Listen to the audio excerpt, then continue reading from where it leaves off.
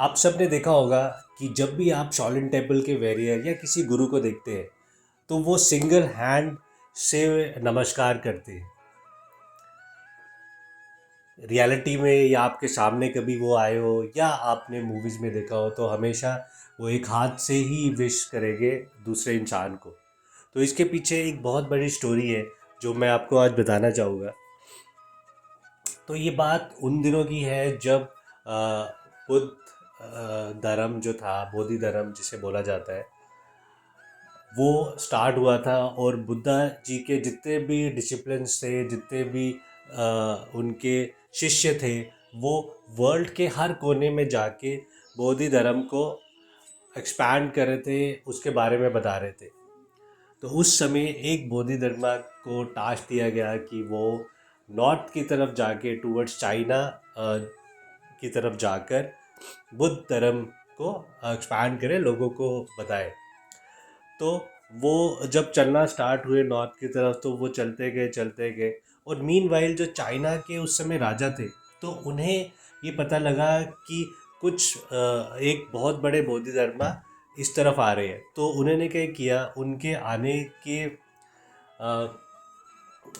स्वागत के लिए बहुत सारी चीज़ें रखी। उनका स्वागत करने के लिए तरह तरह के पकवान, तरह तरह की जो है चीज़ें तैयार करना स्टार्ट कर दी। और उनका इंतज़ार कर रहे करते करते काफ़ी लंबा टाइम भी गुजर गया। तो जिस दिन जो बोधि धर्म आए तो वो बहुत खुश हुए और उन्होंने अपनी तरफ से बहुत ही अच्छे से उनका स्वागत किया। बट जो बोधि धर्म थे उनको शायद उनका वो स्वागत अच्छा नहीं लगा। तो उन्होंने उस समय उनको कुछ बोला नहीं। तो राजा ने उनको काफ़ी कुछ खाने के लिए दिया और उनसे बात करना स्टार्ट हुए। तो तब जो राजा थे चाइना के, उन्होंने ये पूछा कि आपको कैसा लगा मेरा स्वागत, मैंने आपका स्वागत इतने अच्छे से किया, तरह तरह के व्यंजन, तरह तरह की चीज़ें रखी और अलग अलग लोगों को बुलाया आपका मनोरंजन के लिए। तो कैसा लगा आपको स्वागत? तो जब ये बात राजा जब उनको बता रहे थे तो जो बोधि धर्मा थे वो बड़े ही क्रोधित हुए और उन्हें बहुत क्रोध आया। और उन्होंने क्रोध में ये बोला कि तुम्हारा जो स्वागत है वो मुझे बिल्कुल अच्छा नहीं लगा और मेरे को ये कुछ चीज़ें बिल्कुल उसमें से पसंद नहीं आई और तुम्हारा जो स्वार्थ है उसके पीछे वो मुझे दिख रहा है। तो इसलिए अब मैं यहाँ से जाऊँगा। तो उन्होंने बहुत उनकी रिक्वेस्ट की कि नहीं, आप नहीं जाए यहाँ पे, आप सबको ज्ञान दे, आप सबको बताए।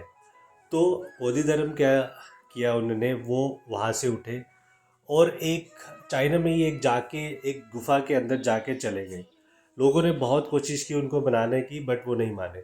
वो सीधे गुफा में चले गए और अगले 10 साल तक वो गुफा में प्रतिज्ञा करते रहे। और जब वो प्रतिज्ञा कर रहे थे तो चाइना के राज्य के जो सेनापति थे वो उनको उन वहीं पे खड़े रहे और वो चाहते थे कि मैं ये मुझे अपना शिष्य बना ले। तो वो उनका इंतज़ार करते रहे कि कब ये अपना जो तप है, जब ये उठेंगे, जब ये अपनी आंखें खोलेंगे, तो मैं इनसे एक रिक्वेस्ट रखूँगा कि आप मेरे को अपना शिष्य बना लो। तो वो इंतज़ार करते रहे, इंतज़ार करते 10 साल बीत गए। और बोधि धर्म जब उस गुफा से निकले तो उन्होंने रिक्वेस्ट की कि आप मुझे अपना शिष्य बना लें।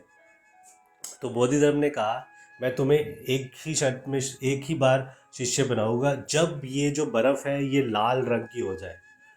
तो जैसे ही उन्होंने ये सुना तो सेनापति ने एक अपनी जो एक बाजू है वो खींच के निकाल दी और जितना भी वहाँ उसमें से खून निकला, जो भी ब्लड से आया, उसको पूरी तरह से उस बर्फ़ में फैला दिया और वो पूरी तरफ फैल गया और जिससे बर्फ़ लाल हो गई।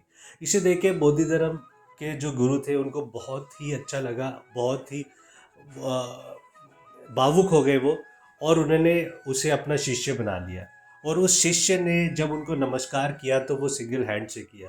तो तब से शाओलिन में ये परंपरा आ गई कि जब भी वो किसी को विश करते हैं या नमस्कार करते हैं तो वो एक सिंगल हैंड से ही करते हैं। तो आपने देखा होगा कि जितने भी शॉलिंग के डिसिप्लिन्स हैं, गुरुज हैं, वो हमेशा जो भी नमस्कार करते हैं वो सिंगल हैंड से करते हैं।